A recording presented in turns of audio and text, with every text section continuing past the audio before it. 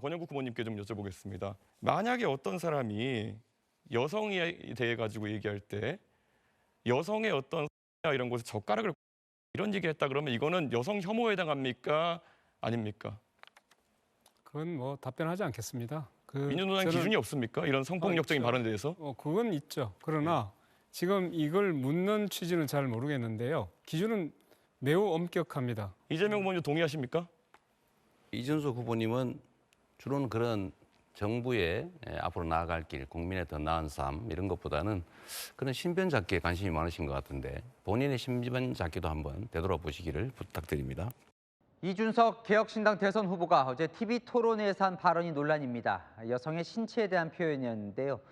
비판이 쏟아지자 사과는 하면서도 이 중요한 검증이었다는 입장은 유지했습니다. 이현재 기자입니다. 이준석 개혁신당 후보가 권영국 민주노동당 대선 후보에게 질의하는 과정에서 인용한 여성 신체 관련 문구가 논란입니다. 이런 얘기했다 그러면 이거는 여성 혐오에 해당합니까? 아닙니까? 이재명 민주당 후보의 아들이 작성했다는 의혹을 받는 글을 우회적으로 언급한 것으로 보입니다. 당장 여성 혐오 발언이라는 논란이 불거졌습니다. 이 후보는 오늘 아침까지만 해도 왜곡된 성의식에 대해 판단 못하는 후보들은 자격이 없다며 이재명, 권영국 두 후보를 겨냥했습니다. 대선 후보의 성범죄에 대한 기준과 가치관을 묻는 게 왜 문제인지 모르겠다는 글도 잇따라 올렸습니다. 하지만 논란은 계속됐고 유세 현장에서는 한 여성이 이 후보에게 항의하기도 했습니다. 왜 제가 어떻게 순화해서 표현해야 될지를 저는 솔직히 알지 못합니다. 사과하실 죄송합니다. 예, 그 발언을 그치게 돼 가지고 다른 제안이 있다. 결국 이 후보는 사과했습니다. 물론 그것을 보시면서 불편한 국민들이 있을 수 있다는 것은 저도 알고 있었고 그리고 그에 대해 가지고는 제가 심심한 사과를 하겠습니다. 그러면서도 해당 언행이 사실이라면 충분히 검증이 필요한 사안이라고 본다며 뜻을 굽히지 않았습니다. TV토론에서 여성 혐오 논란 발언으로 어제 사과했던 이준석 개혁신당 후보가 역공에 나섰습니다. 이재명 후보 아들의 음담 패설 발언을 순화해서 옮겼을 뿐이라며 이건 이재명 후보에 대한 검증이라고요. 백승현 기자입니다. 이준석 개혁신당 후보가 긴급 기자회견을 열고 이재명 민주당 후보 아들의 SNS 음담 패설 논란과 관련해 역공에 나섰습니다. 본인이 여성 혐오라며 공격받은 TV토론 발언은 이 후보 아들 발언의 순화된 버전이었다는 겁니다. 이 법조계 자료와 언론 보도를 통해 사실관계는 확인이 되었습니다. 수위를 넘는 음담 패설을 지난해 정보통신망법 등 위반으로 벌금 500만 원을 선고받았습니다. 이 후보 아들이 온라인 도박과 음란 발언 혐의 등으로 지난해 벌금 500만 원 확정 판결을 받은 사실이 알려지면서 공세로 전환했습니다. 자신의 TV토론 질문은 이재명 후보에 대한 검증 차원이었다고 했습니다. 저의 질문은 단순한 자금 목적이 아니라 단계적 검증이었습니다. 이재명 후보는 가족의 일탈에 대해 어떤 책임의식을 가지고 있는지 또 확인해야 했습니다. 자식의 문제를 방관했다면 대통령 자질이 없다며 이재명 후보를 겨냥했습니다. 자식이 파괴적인 길로 가는 것을 외면하는 것은 책임이 아니라 방임입니다. 권력 욕에 눈이 먼 지도자가 가족조차 책임지지 않는다면 그에게 국민을 맡길 수는 없습니다. 또 TV토론 이후 자신을 향해 혐오의 낙인을 찍으려는 집단 린치가 계속되고 있다며 사퇴를 겁박하고 있지만 굴복하지 않겠다고 했습니다.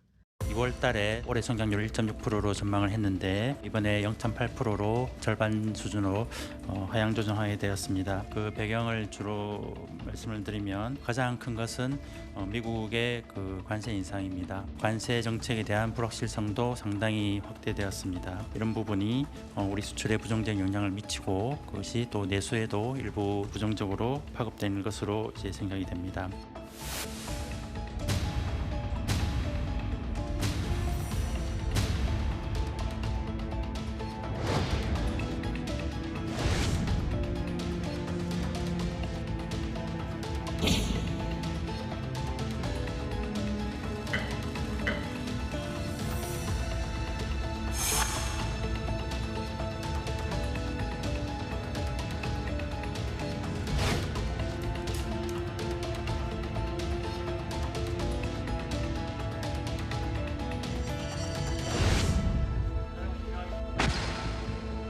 한국은행 같은 경우 지난 4월 달에 환율이라든지 이런 제반 여건들을 반영해서 금리를 내리진 않았습니다. 근데 이번에 전격적으로 금리를 인하한 것이 1분기에 우리 경제 성장률이 상당히 역성장했다라는 겁니다. 마이너스 성장세를 나타냈다라는 것이 한국은행으로 하여금 금리를 인하할 수밖에 없는 그러한 그 계기가 됐다라고 말씀드릴 수 있겠죠.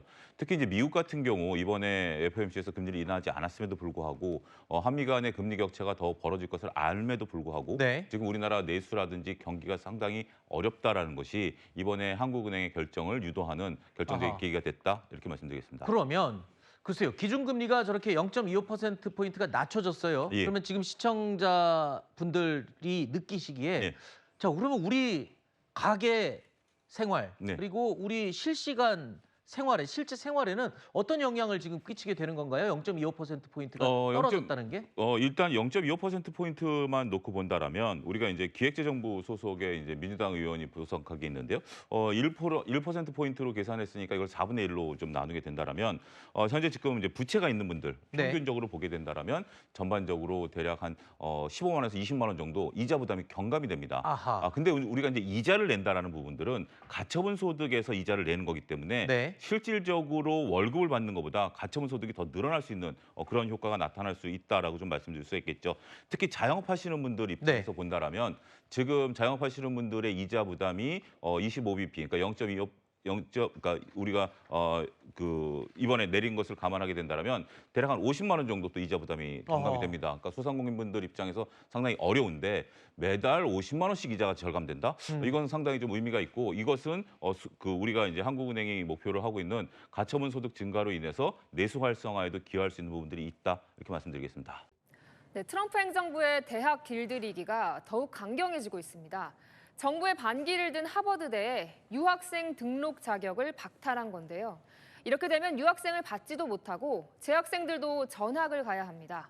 트럼프 행정부가 하버드대의 외국인 학생 등록 자격을 박탈했습니다. 미 국토안보부는 하버드대에 부여해온 학생 및 교환 방문자 프로그램 인증을 취소해 하버드대가 더 이상 외국인 학생을 받을 수 없도록 했다고 발표했습니다. 이 조치에 따르면 외국인 신분의 재학생은 다른 대학으로 전학을 가야 학생 비자를 유지할 수 있고 졸업생의 경우 취업에 지장이 생길 수 있습니다. 크리스티 놈 국토안보부 장관은 하버드대에서 폭력과 반유대주의를 조장한 다수가 외국인이라며 하버드대가 중국 공산당과 협력한 것에 대한 책임을 묻는 것이라고 주장했습니다. 다만 놈 장관은 다음 학기 이전에 자격을 회복하길 원한다면 72시간 내에 정부가 요청한 외국인 학생 정보를 제공하라며 협상 여지를 남겼습니다. 지난달 16일 국토안보부는 하버드대에 서한을 보내 외국인 학생들의 범죄 행위 등에 대한 정보를 요구하며 이에 응하지 않으면 외국인 학생 등록 자격을 박탈하겠다고 경고한 바 있습니다. 하버드대 측은 위법이라며 반발했습니다. It's the Trump administration trying to come up with reasons to attack an institution it doesn't like politically. 이런 가운데 트럼프 대통령이 애플과 삼성을 정조준했습니다. 미국 밖에서 만든 스마트폰에 25%의 관세를 매기겠다고 경고한 겁니다. 현재 언론은 아이폰을 미국에서 만들면 가격이 480만 원으로 치솟을 거란 분석도 내놨습니다. 행정명령에 서명하던 도널드 트럼프 미국 대통령. 자신의 아이폰이 연거푸 울리자 급하게 전화를 끊고 무음 모드로 바꿉니다. It's a different congressman. They're all congratulating us. Yeah, it's lucky it is. Right? 이 자리에서 트럼프는 애플을 향해 관세 폭탄을 던졌습니다. 인도나 중국에서 제조할 경우 최소 25%의 관세를 내야 할 것이라며 미국에서 생산하라고 요구했는데 불똥은 삼성에도 튀었습니다.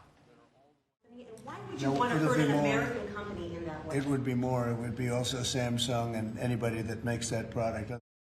하지만 미국에서조차 자국에서 스마트폰을 만들기는 힘들다는 평가가 나옵니다. CNN은 현재 대당 $1,000 수준인 아이폰을 미국에서 생산하면 대당 $3,500, 우리 돈 480만 원이 될 것이라는 분석을 내놨습니다. 또 트럼프는 유럽연합, EU를 향해 관세 협상에서 진전이 없다며 다음 달 1일부터 50%의 관세를 부과하겠다고 경고했는데 상호 관세를 90일 유예하겠다는 말을 또 뒤집었다는 비판이 나옵니다. 트럼프가 전 세계의 통상 전쟁이 끝나지 않았다고 기습 경고하면서 애플 주가는 $200 밑으로 떨어졌고 주요 지수도 약세를 보였습니다.